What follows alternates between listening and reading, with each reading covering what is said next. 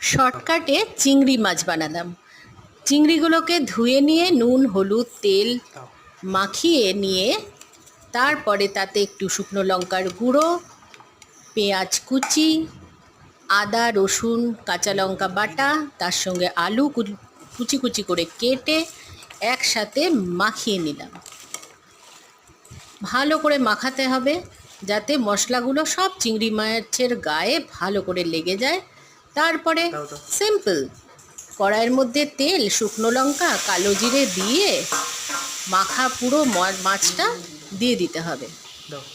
এরপরে একটু ধনের গুঁড়ো একটু জিরের গুঁড়ো বা অন্য কোনো মশলা দিতেও পারেন নাও দিতে পারেন, সেটা পুরোপুরি অপশনাল।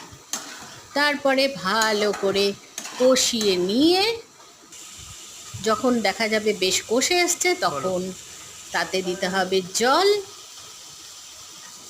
জল দিয়ে ভালো করে নেড়ে চেড়ে নিতে হবে যাতে মশলাগুলো ভালোভাবে মিশে যায়। তারপরে